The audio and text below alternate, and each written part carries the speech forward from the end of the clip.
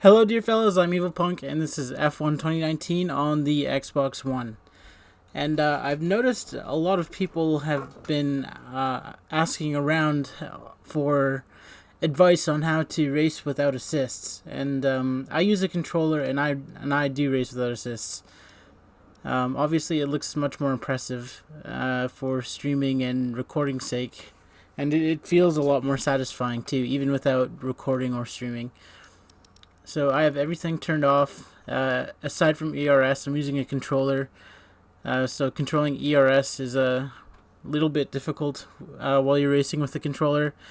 There are some tracks where manual may be better. For example, tracks with a lot of straights, you may want to switch it to hot lap automatically. But switch ERS to hot lap manually, but it usually will do it on its own automatically. So with the exception of ERS, everything is turned off. The gameplay settings I play between 85 and 90. 85 is kind of my relaxed pace, and then 90 is when I want a real challenge. And then if I turn it any higher, I'm just going to suffer. So 90 is about as high as I go until I get better. So I don't race with flashbacks. I turn flashbacks off, but for the sake of demonstrating, I have turned it on. And I suggest learning without flashbacks, because the more you're going to use flashbacks, the more it's going to feel like making mistakes are okay, because you can just go back and fix them. So I suggest learning without flashbacks and learning with the corner cutting stringency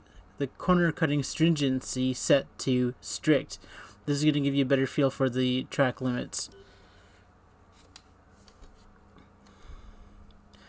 So to learn to play without assists, I recommend that you go to career mode and just do races. I play on full length races, but more importantly, I highly recommend that you do the practice programs, because the practice programs are going to teach you, a lot.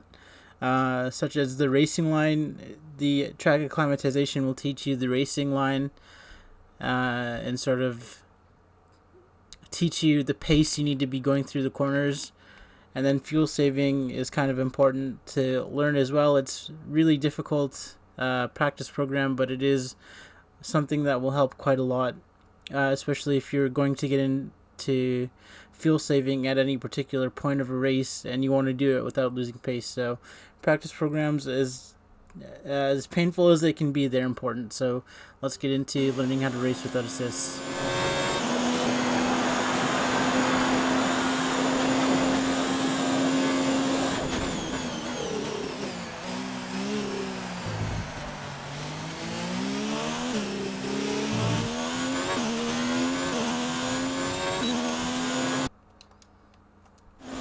Okay, so for the first corner here, I know that I need roughly 100 meters, and if you're paying attention to the telemetry, you'll notice that even with the ABS turned off, I was able to apply full pressure on the brake. As long as you let off as the car slows down, or your brakes will lock, and you'll not be able to turn in, because obviously if the brakes are locking, you're just going to keep sliding straight forward.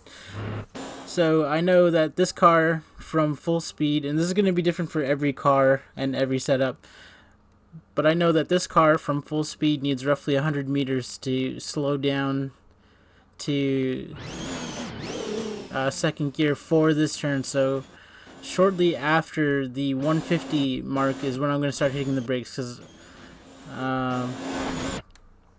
I want to be slowed down enough to make my turn at the apex. I did slow down a little bit too early, but that's fine.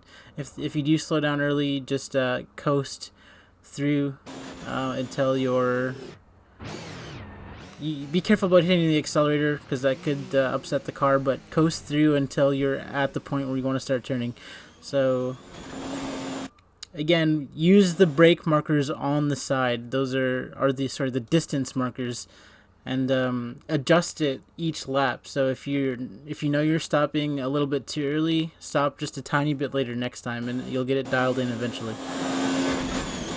So again, shortly after the 150 meter mark, I start turning in full pressure on the brake, and then slowly start releasing pressure on the brake as you start making your turn. You can turn while braking, but it's a little bit tricky at first, but you'll get used to it if you ever do have to start turning. Ideally, you want to coast through. You want to slow down until you have enough speed to coast through the corner and carry as much speed through as you can. But you'll notice, generally you'll go wide, so I'm starting the turn from the outside, and usually you'll finish the turn on the outside. There's a reason for that. The closer to straight your line is, the more speed you're going to carry through, and the faster your lap times will be. So you don't want to slow down so hard that you're punching the accelerator to get back up to speed. So this is a kind of a tricky corner because while I am finishing on the outside, see, the outside's still on my left, the outside starts on my left, the outside finishes on my left, but then it quickly becomes the inside, so I'm going wide over to the right before I cut back to the left. And be careful when you're touching apexes, curbs, because it's without ABS and traction control, it's really not hard at all for the car to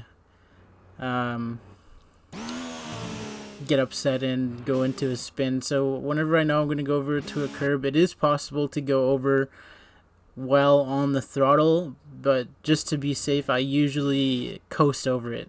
So it'd be gas, gas, gas, gas, gas, coast, gas, gas, gas, gas. I don't actually recall what I did in this instance. I think I was just light on the throttle. So again, I started on the outside, finished on the outside, and I moved over to the left-hand side of the track, which is the outside for the next corner.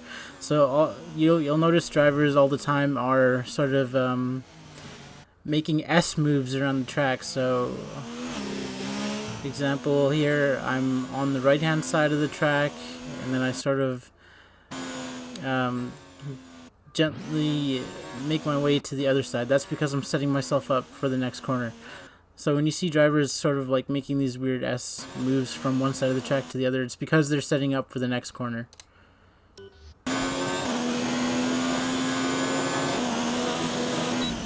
So find your braking point. And I'm coasting through. I don't want to be coming in so fast that I'm having to use the brake through the corner, because you'll get understeer that way, and I don't want to be braking so hard that I'm turning in too sharp, because that would be oversteer. Oversteer. I might have gone too far for the flashback to get that corner. Yeah, it did. But that's fine. This is a really, really, really tricky corner to get with without assists. So for this corner that I've just gone through, you're going to want to generally turn your differential down so that you're not spinning your rear wheels, because obviously that's going to kick the tail out. Also, you're going to want to turn your your brake bias depending on what your wheels are doing. If you're braking and your front wheels lock up, then move the bias toward the back. If you're braking and your rear wheels lock up, then move it toward the front. Or if you're braking hard and the rears lock up, and then you'll go into a spin. So getting the balance right on the differential and the brake bias is really important. You don't need to adjust the brake pressure in the car setup when you're in the garage. I leave mine at whatever it defaults at, which is 71 or 73. So again, you're going to lower your differential. You'll notice most YouTubers and streamers will set theirs to about 60 for the diff, and then everybody has their own preference for brake bias. I usually set mine to about 58% to the front, but if I start locking up the fronts, I'll put it to 56%. Sometimes the rears lock up at 58, so I move it back to 60 or 62, but it's something that you've got to play with in your MFD. So, I went past it again. So started the corner on the outside and finishing on the outside, and then making this little S move I was talking about to the opposite side of the track to set myself up for the next turn. Starting on the outside, touching the apex, finishing on the outside. So this is the thing I was talking about on the MFD. So my my brake bias is 56% to the front right now. So starting on the outside, finishing on the outside. That's generally the fastest line. The racing line isn't the shortest line around the track. It's the line that's going to give you allow you to carry the most speed through the corners. So I've coasted around that turn. That's going to sort of ensure that I'm not getting under or oversteer.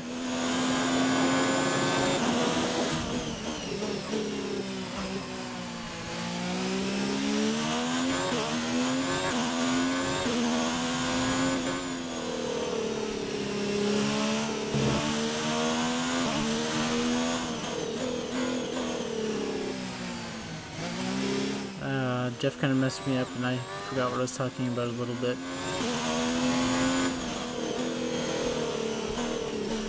This corner is really hard to get right, at a competitive pace at least. So generally for the most part you'll be starting on the outside of the track and finish on the outside. So there I started outside, touched the inside apex and finished on the outside. Then I'm moving to the other side of the track to set myself up for the next turn. Starting on the outside, touching the inside apex, and finishing on the outside again.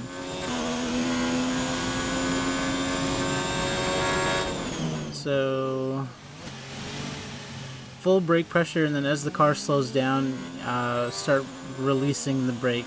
So pay attention to the telemetry as I'm coming up to the hairpin. So notice that I was full on the brake pressure and then started slowly letting off as the car was slowing down. That's so that you're not locking up. So without ABS you can put full brake pressure on the brake as long as you're letting the pressure off as you're slowing down.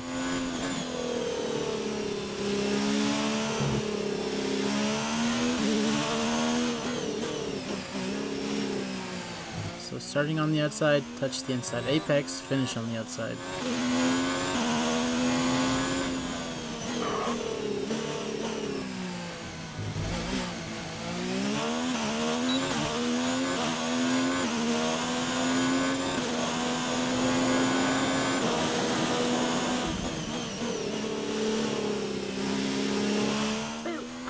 Hey, I'm recording.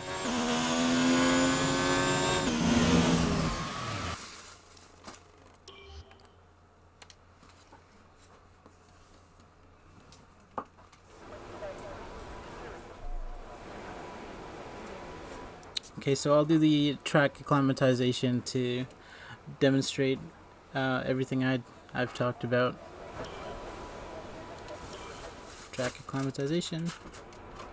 I'm going to do a lap on the TV cam, and then I'm going to switch to the cockpit cam because that's what I play with.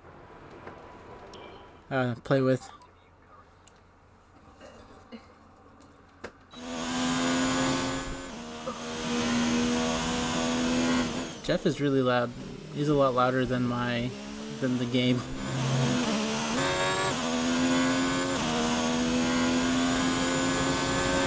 So pay attention to the telemetry. Watch when I'm on the brake, lightly on the brake, on the throttle, lightly on the throttle. You'll notice as I'm coming out of the corners, I'm easing onto the throttle and not punching it down immediately. That's because I'm going to make the wheel spin and kick the tail out if I do.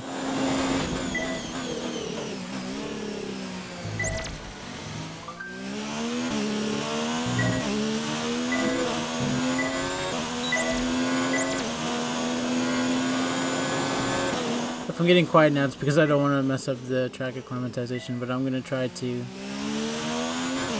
commentate on what I'm doing. But keep an eye on the telemetry to see what I'm doing with the brake and throttle because I don't have ABS or traction control on.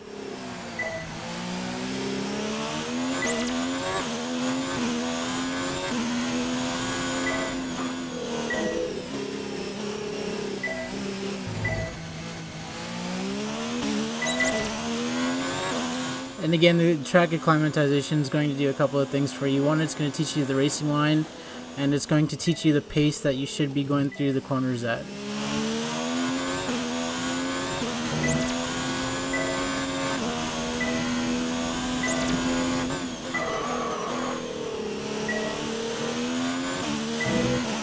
Came in a little bit late on the brake, but that was early enough that I didn't go off the track.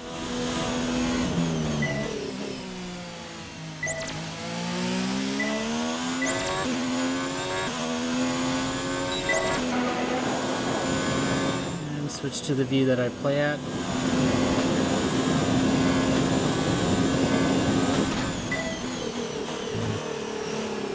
It might look like the column gets in the way, the halo column, but honestly I barely notice it because I'm always looking down the sides for my references and markers, especially at the distance boards when I'm coming up to a corner where I have to brake hard.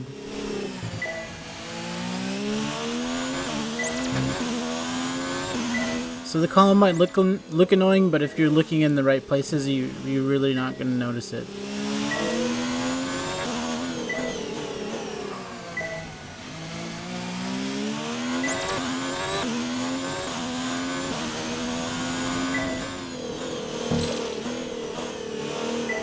So I failed that one because I came through too slow.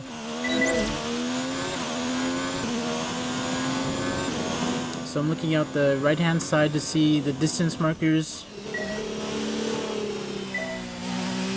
and through this corner I'm easing onto the throttle until I feel like I've got enough traction to really punch the gas down. And for that corner I'm also kind of light on the throttle because I don't want to touch the apex and spin.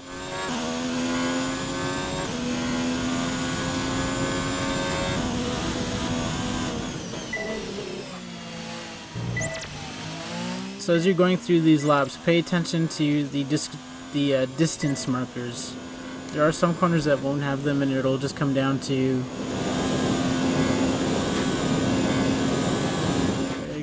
practice and doing it over and over until you get it right.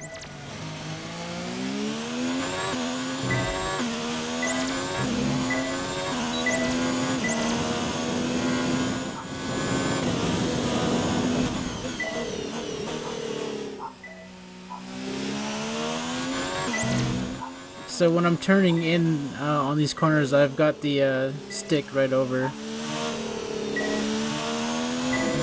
And the car is not understeering or oversteering. That's generally a good indicator that you're coming through the corner at the right pace. I can't speak for steering wheels because I have not actually played this game with the steering wheel. I came through there too slow again. So I've got the wheel cranked over as hard as I can for most of these corners, and that's telling me that I'm coming through at the right pace because I'm not understeering or oversteering. If you're coming through this and see I've understeered, I've come through a little bit too fast. There are some corners like this one where you're not cranking the wheel right over. But again, turning the steering wheel right over, and I didn't understeer or oversteer, so that's a good indicator that you're coming through at the right pace. So if you come through a corner and you're oversteering, you might be braking too late. If you're coming through and you're oversteering, then you're braking too early.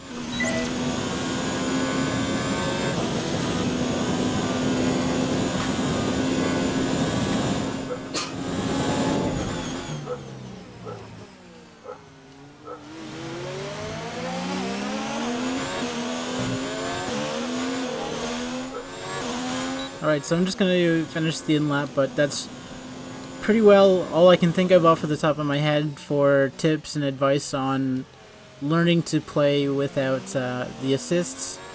So again, really recommend that you go play career mode and play the practice programs at the difficulty that you play the game at. And the higher you put the difficulty, the more you'll start to improve.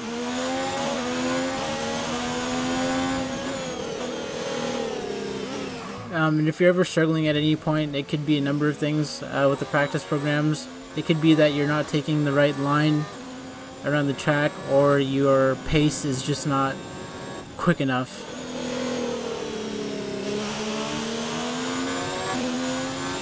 So again, if you're understeering, you're braking possibly too late or not long enough. If you're oversteering,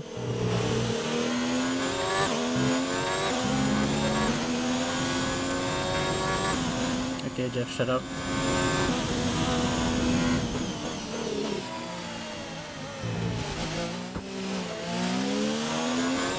If you're oversteering, you're probably braking too early or too hard for too long. Okay, so I hope you can make sense of all my rambling. I hope the advice I've given helps you learn to race without assists, because it is a lot more satisfying and it does look a lot more impressive if you're streaming or recording. And comment down below, let me know if this has helped at all. Also feel free to share your tips and advice with people, because there's a good chance that there are going to be people that see this that are better than I am, because I'm still learning myself. But definitely share your tips and advice yourself, and comment down below. Let me know if you enjoyed it, let me know if you didn't, and I'll see you next time.